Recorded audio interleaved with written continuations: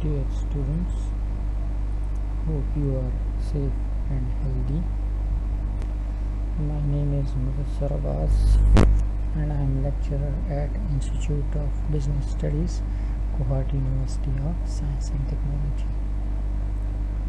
My area of specialization is human resource management.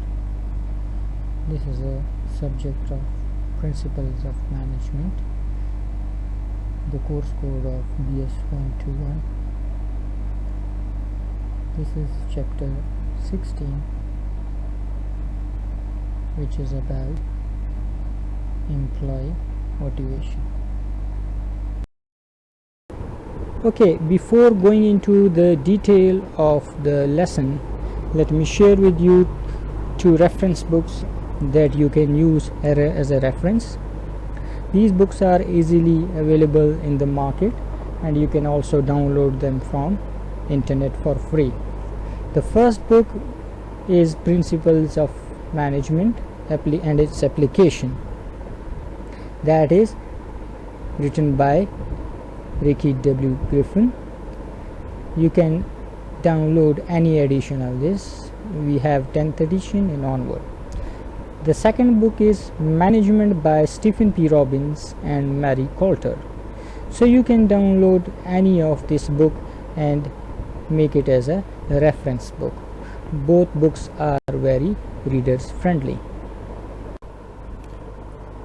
Okay, in our previous lecture we discussed about Maslow's hierarchy of need. Today we are going to study about another theory, that is Theory X and Theory Y.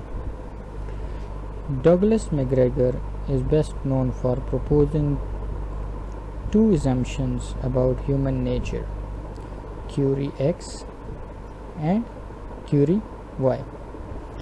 Very simply, Theory X is a negative view of the people that assumes workers have little ambition, dislike work, want to avoid responsibility, and need to be closely controlled to work effectively. Theory Y proposed that a positive view that assumes employees enjoy work, seek out and accept responsibility, and exercise self-direction. McGregor believed that Theory Y assumption should guide management practices and proposed that participation in decision making, responsible and challenging jobs, and good group relation would maximize employee motivation. But unfortunately, no evidence confirmed that either set of assumption is valid or that being a Theory Y manager is the only way to motivate employees. Okay, there is another theory which is called as Heisenberg two-factor theory. Frederick Herzberg two-factor theory, which is also called as motivation hygiene theory, proposes that intrinsic factors are related to job satisfaction while the extrinsic factors are associated with job dissatisfaction. He wanted to know when people felt exceptionally good, that means satisfied, or bad, or we can say dissatisfied about their job. He concluded that replies people give when they feel good about their job were significantly different from the replies they gave when they felt bad. Certain characteristics were consistently related to job satisfaction and other to job dissatisfaction. So we can see that there are two factors, one is hygiene factor and other one is motivators. The hygiene factors can include salary, working conditions, company policies, and so on. These are extrinsic, that means they are outside the control, or you can say outside the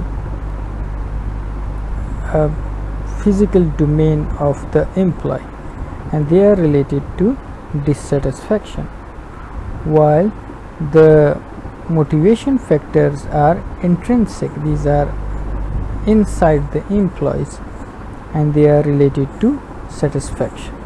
Motivation or motivators can be achievement, responsibility, and growth.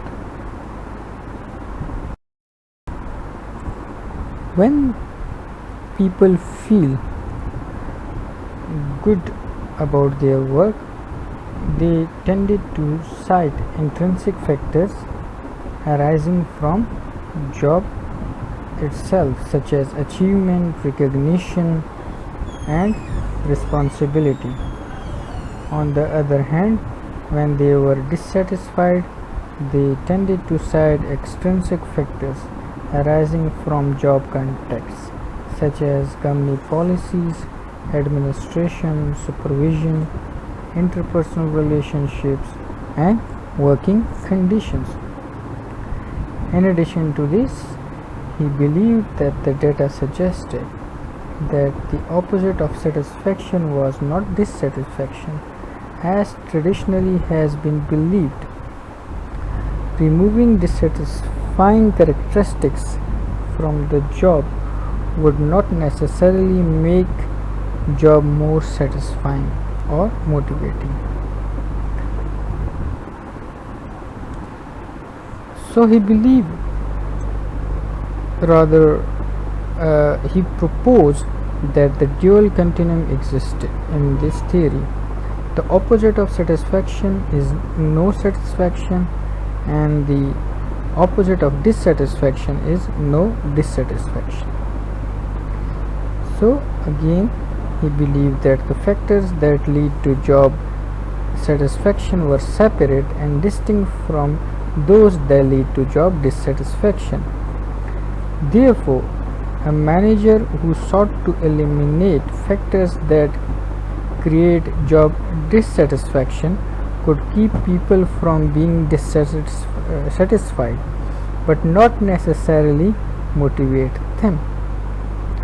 The extrinsic factors that create job dissatisfaction were called as hygiene factors, as we already said. When these factors are adequate, people won't be dissatisfied, but they won't be satisfied either.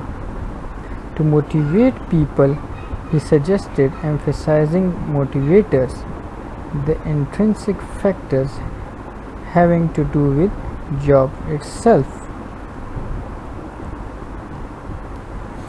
So Herzberg theory enjoyed wide popularity from mid 1960s to early 80s, despite criticism of his procedures and methodologies. Although some critics said that his theory was too simplistic, it has influenced how we currently design jobs, especially when it comes to job enrichment, which will be discussed later on in coming chapters. So we can see that traditionally it was believed that the satisfaction and dissatisfaction are actually on the same scale, and we believe that an employee is either satisfied or dissatisfied, or we can say the presence of certain factors may satisfy an employee and its absence may dissatisfy that particular employee.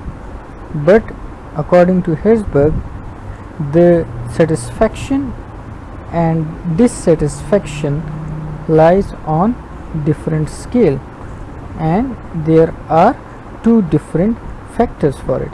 Certain factors, which are called as motivators, can satisfy a person when they are present, but their absence will not dissatisfy, but rather it will not satisfy a employee, rather an employee. And when we talk about hygiene factors, the presence of these factors may lead to no dissatisfaction, while its absence will lead to dissatisfaction. So according to him, the satisfaction and dissatisfaction are not on the same scale as they were traditionally believed to be. So in addition to the early motivation theory, there are certain contemporary theories of motivation, and one of them is three need theory. David McClelland and his associates proposed a three needs theory, which says there are three acquired needs that are major motives in work. These needs include the need for achievement, need for power, and need for affiliation. Now the first one, what is need for achievement? It is basically the drive to success and excel in relation to the set of standards. People with a high need for achievement are striving for personal achievements rather than for tapping and reward of success. They have a desire to do something better or more efficiently than it's being done before. They prefer jobs that offer personal responsibility for finding solutions to the problem, in which they can receive rapid and unambiguous feedback on their performance in order to tell whether they are improving, and in which they can set moderately challenging goals. High achievers avoid what they perceive to be very easy or very difficult task. Also, a high need to achieve doesn't necessarily lead to being a good manager, especially in large organizations. That is because high achievers focus on their own accomplishment, while good managers emphasize helping others in accomplishment of their goals. McClelland showed that employees can be trained to stimulate their achievements need by being in institutions which provide a kind of situation where they have personal responsibility, feedback, and moderate risks. The other two needs of this theory haven't been researched as extensively as the need for achievement. However, we do know that the best managers tends to be high in the need for power and low in the need for achievement. What is the need for power? This means the need to make others behave in a way that they would not have behaved otherwise. The need for affiliation is a desire for friendly and close interpersonal relationships. So we can say that the best managers tends to be high in the need for power and low in the need for affiliations. The other two needs of this theory haven't been researched as extensively as the need for achievement. However, we do know that the best managers tends to be high in the need for power and low in the need for achievement. What is the need for power? This means the need to make others behave in a way that they would not have behaved otherwise. The need for affiliation is a desire for friendly and close interpersonal relationships.